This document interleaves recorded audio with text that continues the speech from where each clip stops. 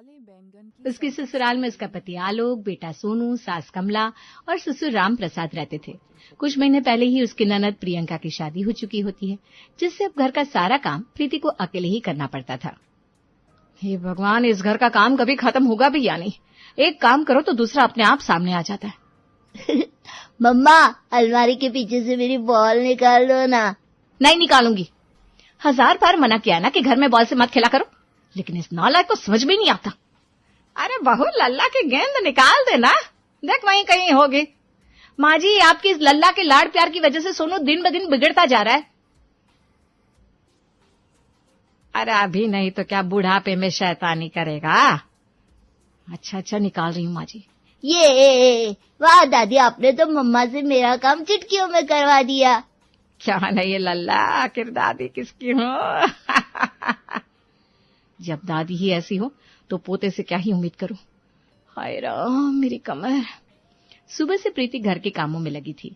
सफाई करना, बर्तन धोना, खाना बनाना, कपड़े सुखाना, फिर सोनू का होमवर्क करना, ये सब काम करते करते दोपहर हो गई, इसलिए वो थोड़ा सुस्ताने बैठ गई।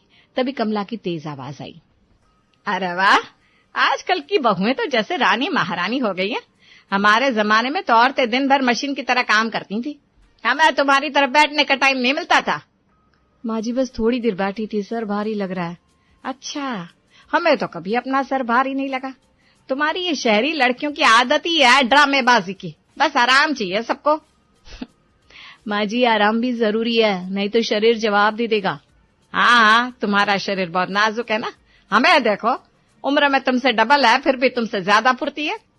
अरे भाग्यवान, अब जमाना बदल गया है, बहुओं को भी थोड़ा रेस्ट कर लेने दो। हाँ, मुझे सब पता है, इनको बस आराम के बहाने चाहिए होते हैं। प्रीति ने गहरी सांस ली और अपने काम में लग गई। अगले दिन से घर में नौकरानी रखने की बात चलने लगी। आलोक ने 2 औरतों से बात की तो 2 काम वाली उनके घर आई। एक थी शालू, जो गोरी चिट्टी नाजुक और फैशनेबल थी। दूसरी थी विमला, जो मेहनती और दिखने में ज्यादा सांवली थी। चलो, दोनों अपने अपने बारे में बताओ, काम और पैसे। मैं खाना, बर्तन और सफाई करूंगी, बस इसकी 2000 लूंगी। और हाँ, कपड़े धोने का मुझसे मत कहना, क्योंकि मेरा मेकअप खराब हो जाता है। मैं संडे को काम नहीं करती। अच्छा, अब तुम बताओ, क्या क्या कर लोगी। मैडम जी, मैं खाना, बर्तन, सफाई, ये तीनों काम 1500 में कर देगी। और कभी कभी कपड़े भी धो दिया करूंगी और पूरा महीना काम करूंगी। अरे वाह, विमला तो ज्यादा मेहनती लग रही है, इसे ही रखना चाहिए। बोलना बहू, क्या सोचा तूने। माँ जी, विमला ज्यादा अच्छे से काम कर पाएगी, मुझे लगता है हमें इसे ही रखना चाहिए। अरे नहीं, घर में आने जाने वालों पर असर पड़ता है। नौकरानी अच्छी तो दिखनी चाहिए। शालू को हाँ बोल दे।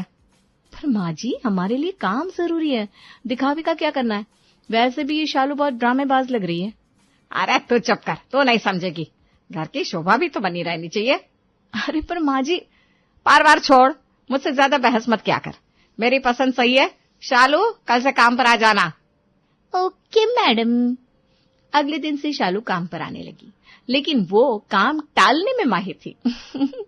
इसके बाद भी कमला उसके रंग रूप से इतनी खुश थी कि उसके आगे वो उसकी सारी गलतियों को नजरअंदाज कर देती थी। सुनो शालू, मैं पिछले 2 दिन से देख रही हूँ, तुम इतनी लेट क्यों आती हो। अरे आपको क्या बताऊं मैडम, मेरा ऑटो वाला रोज पेट्रोल डलवाने को रुक जाता है, उसकी वजह से मेरे को लेट हो जाता है। देखिए, सारे बहाने ना मुझे मत सुना, कल से अगर टाइम से नहीं आई तो तुझे निकाल दूंगी। हे भगवान, हाय राम, एक तो काम कर करके मरते रहो, ऊपर से मालकिन के ताने भी सुनो। अरे ओ शालू, क्या हो गया, ऐसे क्यों चिल्ला रही है। शालू कमला से प्रीति की शिकायत करती है कि प्रीति रोज उसे ताने देकर काम करवाती है। इस पर कमला प्रीति को डांटते हुए कहती है, क्या रे बहू, या क्या सुन रही हूँ मैं। क्यों, क्या हुआ माँ जी। तो शालू को परेशान कर रही है, उसे ताने मार मार कर काम करवाती है।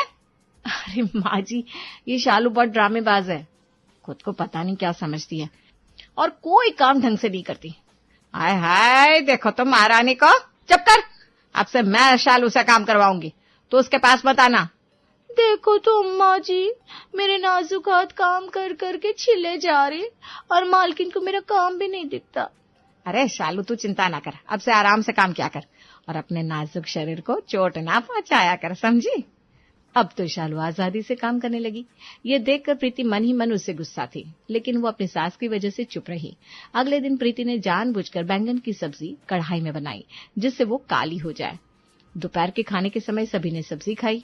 अरे वाह बहू, आज तो सब्जी बहुत स्वादिष्ट बनी है, खूब मसालेदार। माँ जी, ये सब्जी तो काली बन गई है। बोला, काला बैंगन भी स्वादिष्ट हो सकता है क्या? वाह वाह बहू, क्या सब्जी बनाई है। हाँ हाँ, क्यों नहीं, सब्जी तो बहुत टेस्टी है। अरे ये क्या, काली सब्जी तो चटकारे लेकर खा रही है। और इतनी मेहनती विमला को काम पर नहीं रखा। पता नहीं कैसी सोच है माँ जी की। अब प्रीति सबको खाना देते हुए काली सब्जी करने लगी। ये सुनकर कमला को अजीब लगा और वो बोली, ये क्या काली सब्जी करी है बहू? खाना खाना होता है, बस स्वादिष्ट होना चाहिए, इसमें रंग से कोई फर्क नहीं पड़ता। बिल्कुल माँ जी, सही कहा आपने। ये बहू का आज पता नहीं क्या हो गया, अजीब तरह से बर्ताव कर रही है। कमला चुपचाप खाना खाती रही। शाम को सोनू गली में पूजा नाम की लड़की के साथ खेल रहा था। पूजा थोड़ी सांवली थी, लेकिन थी बहुत होशियार और मिलनसार। कमला बालकनी से दोनों को देख रही थी। अरे ओ लल्ला, अच्छी सोहबत में रहा करो, लड़का है तो लड़कों के साथ खेल। अरे दादी, पूजा मेरी दोस्त है। नहीं नहीं, उधर लड़कों के साथ खेल, वरना घर आ जा, चल। लेकिन दादी, पूजा मेरी बहुत अच्छी दोस्त है। अरे बेटा, दोस्ती ना सोच समझ कर करनी चाहिए। ये सुनकर सोनू चौंक गया। वो पास में खेल रहे बच्चों के साथ खेलने लगा और पूजा उदास होकर अपने घर चली गई। प्रीति ने खिड़की से ये सब देखा, उसे ये बहुत अजीब लगा। माँ जी, बचपन की दोस्ती तो सच्ची होती है, इसमें रंग नहीं देखा जाता। अरे तू नहीं समझेगी, जैसे लोगों के साथ रहोगे वैसे ही बन जाओगे। माँ जी, असर संगति का पड़ता है, ना कि। बहुत बोलने लगी है तू, है? चल हट, मुझे और काम है। कमला बहाना बनाकर वहां से चली गई, लेकिन प्रीति मन ही मन चिंता में थी। अगले दिन कमला को अपनी बेटी प्रियंका की याद आने लगी, तो उसने उसको फोन किया। और सुना बेटा, ससुराल में सब सही है ना? हाँ माँ, यहाँ सब अच्छे हैं, बस तुम्हारी बहुत याद आती है। अरे मुझे भी बेटा। तो एक काम कर, कुछ दिन के लिए यहाँ आ जा। अरे वाह माँ, मैं भी ना यही सोच रही थी। ठीक है, मैं अभिषेक को भी साथ ले आती हूँ। अरे नहीं नहीं नहीं, तू आ जा, दामाद जी को लाने की क्या जरूरत है, उनको वैसे भी ऑफिस का बहुत काम होगा, उन्हें क्यों परेशान करेगी। अरे कोई बात नहीं ना माँ, वो 2 दिन की छुट्टी ले लेंगे। अरे नहीं बेटा, उसको देख कर ना ऐसे लगता है जैसे रोड पर डामर पड़ी हो। पर माँ, वो भी तो परिवार का हिस्सा है। हाँ, लेकिन दुनिया को दिखाने लायक हिस्सा नहीं है, घर में ही रहने दे उसे। माँ, क्या सिर्फ इसलिए क्योंकि वो सांवले हैं, वो घर नहीं आ सकते? अब देख बेटा, मायके में लोग बातें बनाएंगे, लोग मेरे बारे में क्या सोचेंगे। तो कल ही आ जा। हाँ ठीक है, आ जाऊंगी। अपने पति के लिए ऐसा सुनकर प्रियंका के चेहरे की खुशी गायब हो गई, लेकिन उसने फिर इस बात पर ज्यादा ध्यान नहीं दिया। प्रीति दूर खड़ी ये सब सुन रही थी। अब बहुत हो गया, माँ जी को समझाना ही पड़ेगा, वरना ये आदत किसी दिन पूरे परिवार को बहुत ठेस पहुंचाएगी। और अगले दिन प्रियंका अपने मायके आ गई। रात के खाने में प्रीति ने बैंगन का भरता जला दिया। वो पूरी तरह काला दिख रहा था। जैसे ही सबकी थाली परोसी गई, प्रियंका ने हंसकर कहा, अरे ये क्या भाभी, ये तो सब्जी इतनी काली है, मम्मी को फिर काला पसंद भी नहीं है। अरे बेटा, भरता थोड़ा ज्यादा जल गया, लेकिन इससे ना स्वाद बहुत अच्छा आता है। यानी काले का स्वाद अच्छा हो सकता है माँ जी? अरे वाह माँ, आज तो तुमने काली सब्जी में भी खूबियां ढूंढ ली। मतलब अच्छी है सब्जी। अब प्रीति इशारा करके प्रियंका से कमला को दिखाने के लिए कहती है। अरे वाह, मतलब जीजा जी भी स्वाद में उम्दा ही होंगे, है ना प्रियंका? अरे क्या भाभी, आप भी ना। हाय हाय, देखो तो जीजा जी का नाम लेती ही कैसे शर्मा गई। वैसे कभी कभी सोच बदलना भी अच्छा होता है, क्यों माँ? बिल्कुल सही कहा प्रियंका तुमने। कमला ने चुपचाप कौर मुंह में डाल दिया। पहली बार वो सोच में डूब गई थी। अगले दिन प्रियंका, प्रीति और कमला सब्जी लेने बाजार गए। एक सब्जी वाला जो थोड़ा सांवला था, वो ताजी और अच्छी सब्जियां बेच रहा था। बहन जी, बिल्कुल ताजी सब्जी है, ले जाइए, थोड़ा दाम कम दे देना। कमला ने एक नजर सब्जी वाले पर डाली और तुरंत दूसरी दुकान की तरफ बढ़ गई। प्रियंका उस दुकान पर जैसे ही बढ़ी, अरे नहीं नहीं बेटा, इससे मत लो, दूसरे दुकानदार से लेंगे, ये कल की रखी हुई सब्जी दे रहा है। प्रियंका ने सब्जियों की तरफ देखा। पर माँ, ये सब्जियां तो ताजी है। अरे वो मैं बस, अरे अच्छी नहीं लग रही है, चुपचाप चलना, मैं बताती हूँ। क्या अच्छा नहीं लगता माँ, सब्जी या दुकानदार? कमला बड़बड़ाते हुए आगे बढ़ गई। माँ जी, ताजगी रंग नहीं देखती, स्वाद देखती है। हाँ माँ, आखिर आप ही तो कहती हैं सब्जी की तासीर देखनी चाहिए, रंग नहीं। कमला ने झेपते हुए दूसरी दुकान की तरफ मुंह कर लिया। अब सब बाजार से घर वापस आ गए। घर आकर सबने देखा कि शालू मजे से सोफे पर लेटी है। अरे शालू, क्या कर रही है तू? यहाँ लेटने आती है या काम करना है? अरे मैडम, मैंने ना अभी यहाँ पोछा मारा था तो कमर सीधी कर रही थी। शालू, तुम्हारे ड्रामे तो खत्म ही नहीं होते। माँ, तुम इसको कुछ बोलती क्यों नहीं हो? शालू, ध्यान से काम किया कर। जी अम्मा जी।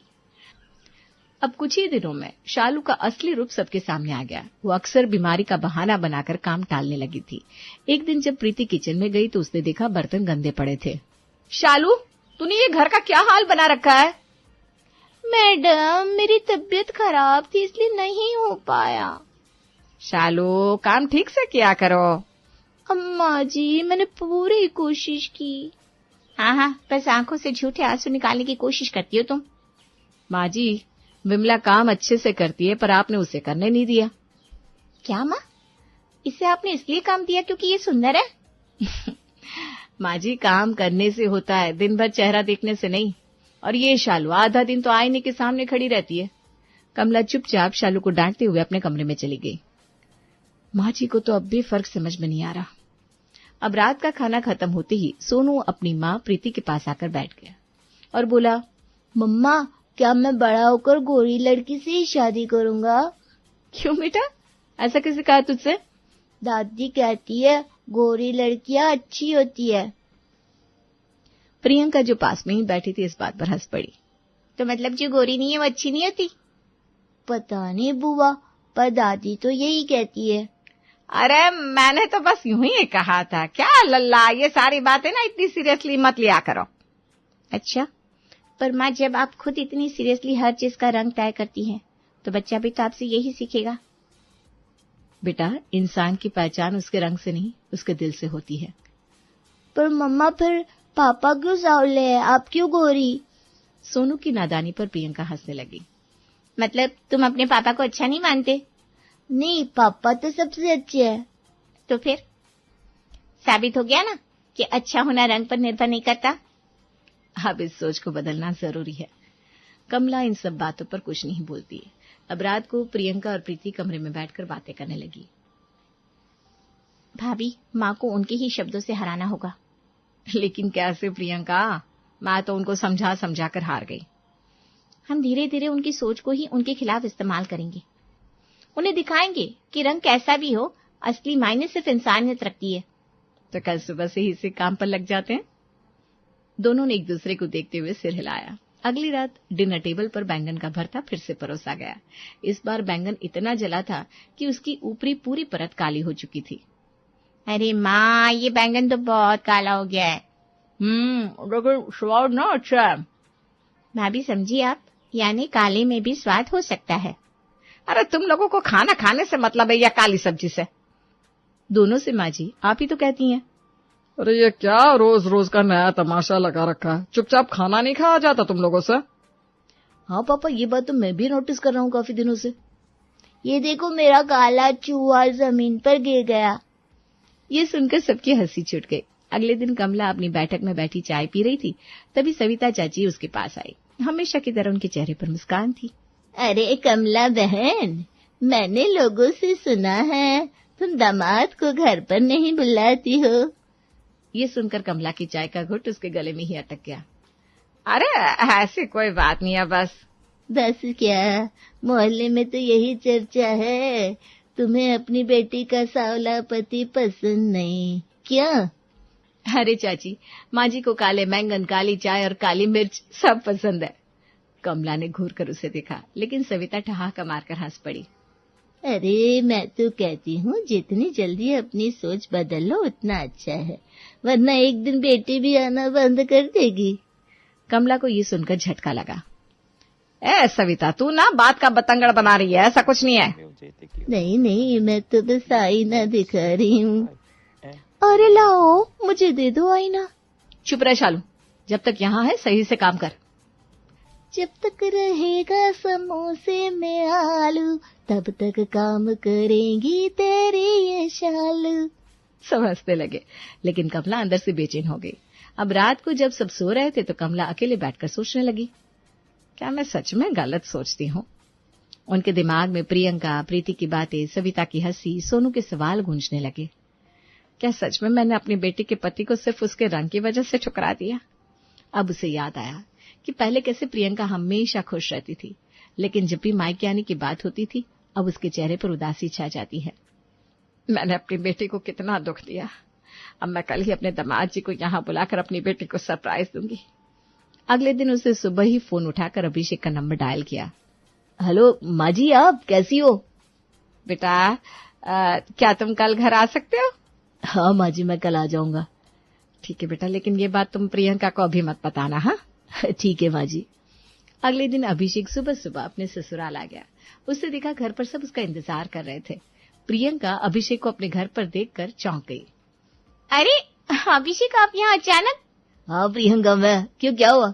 मेरे आने का सरप्राइज अच्छा नहीं लगा? अरे जीजा जी, ये तो आपको यहाँ देखकर ऐसी बावली हो गई है। प्रियंका बेटा, मैंने शायद तुम्हें और अभिषेक को बहुत दुख दिया है, पर अब और नहीं। प्रियंका, मम्मी जी ने ही मुझे यहाँ बुलाया है। क्या माँ, सच में? पर तुम्हें तो... नहीं बेटा, ऐसी कोई बात नहीं है। अब से मैं हमेशा अपने दामाद को पूरे सम्मान के साथ अपने घर बुलाऊंगी। प्रियंका ने माँ को गले लगा लिया। थैंक यू माँ, आज आपने मुझे दुनिया की सारी खुशियाँ एक साथ दे दी। अरे बस करो आप दोनों, देखो तो सही, आप लोगों को देखकर सोनू भी रोने लगा। दादी, अब क्या मैं भी अपने दोस्त के साथ खेल सकता हूँ, पूजा के साथ? बिल्कुल लल्ला। अब घर में खुशी की लहर दौड़ गई। कमला ने सबका दिल जीत लिया। प्रीति अपनी सास के इस बदले व्यवहार से बहुत खुश थी।